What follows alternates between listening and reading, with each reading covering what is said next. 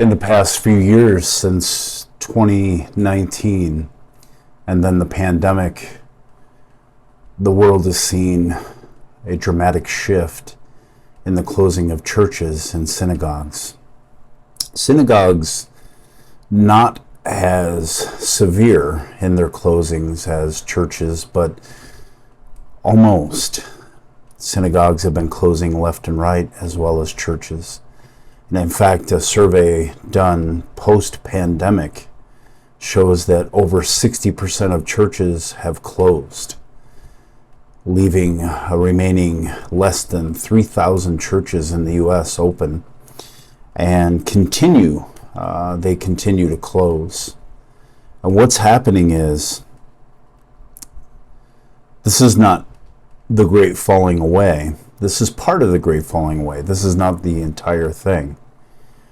What happened is the fulfillment, the riches of Yosef when he had went to Mitzrayim actually culminated his wealth and his pride. But Elah is getting ready to launch the next era, the next phase of his plan upon the world. And so the closure of churches and ministries, synagogues, are causing the sheep to be scattered. And in their scattering, they are actually less foundationalized. There is less knowledge, less discernment. You have people studying on their own. You have people who are following cults. You have people who are just brazenly fractionalized. The church is being severed. It's being crushed. And this is why you have women walking around saying they're rabbis. It's why you have people who claim that they are quote-unquote homosexual pastors. You have the strangest things that you've ever seen in Babylon going on. And it's because the church is being crushed. And the house of Yosef is being crushed. We're being taken captive. We're being put into slavery. And Yehuda as well. Judgment has come to Yehuda, which will spill over as judgment to Yosef as well. War is coming, which will bring famine, and famine will bring slavery. And when slavery comes, captivity will follow. You see, what Elah is doing is he's making Yosef so he is on his own. And he is going to be thrown into the dungeon. Because you have these people who are self-taught. No longer are they under any shepherds. They were under the authority of the Catholic Church. But now you have sheep who are Catholic. Messianic Jews are Catholic. Mormons are Catholic. The Nation of Islam is Christian in much of its belief. They are another offshoot of Christianity. And you have the Yehudim, who have been a pillar, although there is some problems with what they believe as well, and the things that the Chazal have distorted that need to be corrected, obviously. But it is a fascinating time, because what El is going to do is he's going to take all these fragmented pieces. It's a bizarre scenario. People have a tick. And I often place myself as a Czech. I place myself in Yerushalayim between the time of David and Shlomo, in the golden age of Yisrael. And I think, did people walk around saying, it's kind of like that scene in the movie,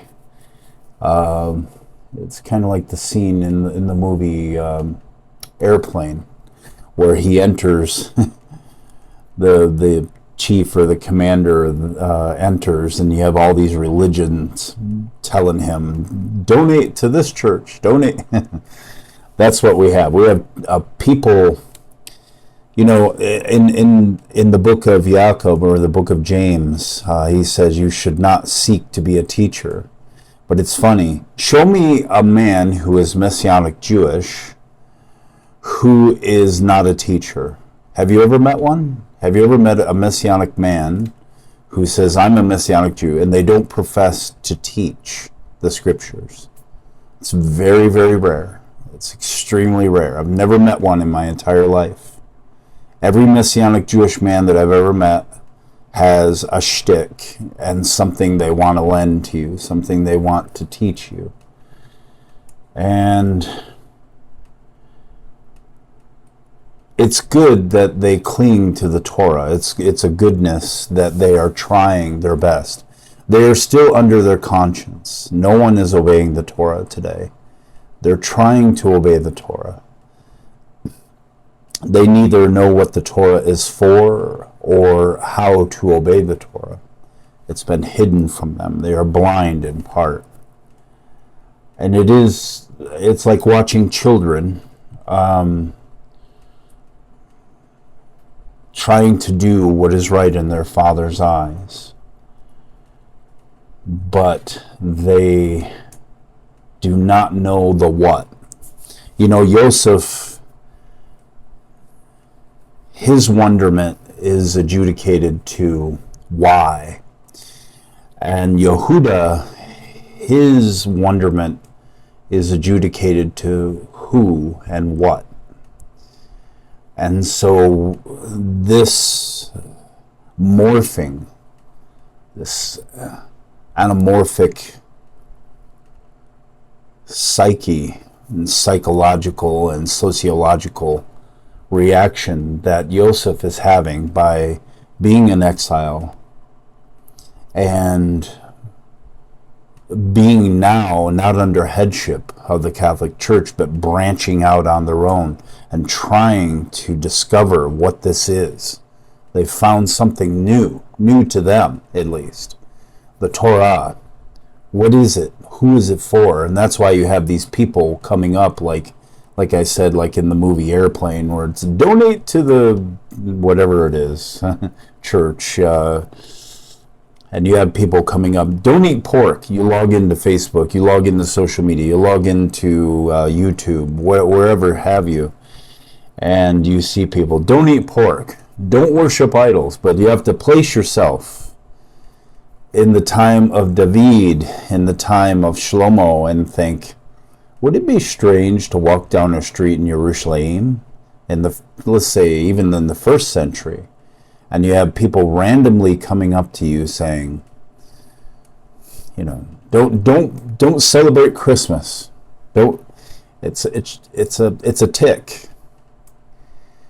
And it's not necessarily a bad thing in of itself, but they neither understand what the Torah is for nor how to follow it. Hashem wants to bring judges.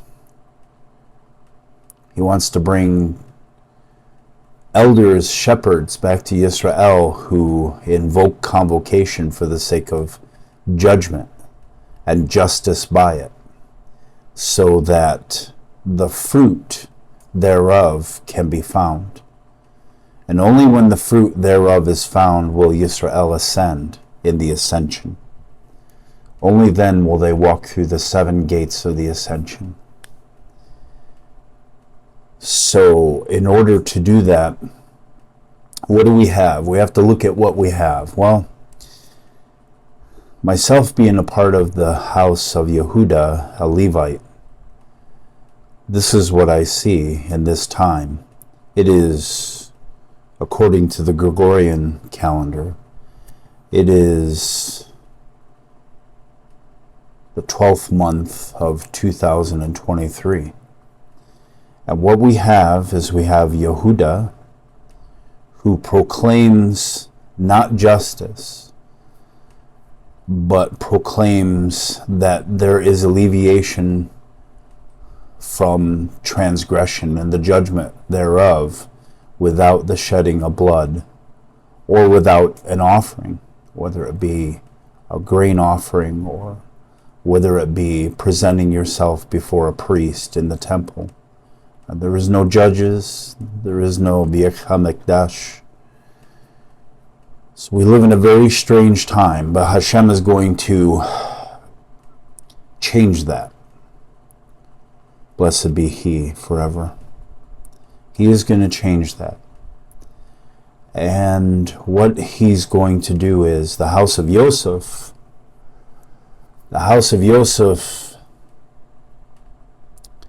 they are disillusioned.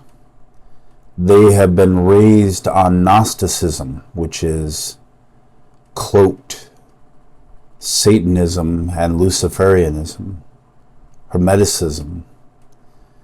They've been taught that the rebel alliance is God's true people. That Gnosticism. We need to fight against the empire. I'm sorry to say, but the empire is Hashem. And He is depicted in both movie, film, television, radio, music, literature, as the bad guy. And it's been ingrained into them. And they become puffed up. They have a lot of chametz. Their bread is not accepted. If you remember Yosef, when he went in, the baker's bread was not accepted. It was an unacceptable offering, and he was killed.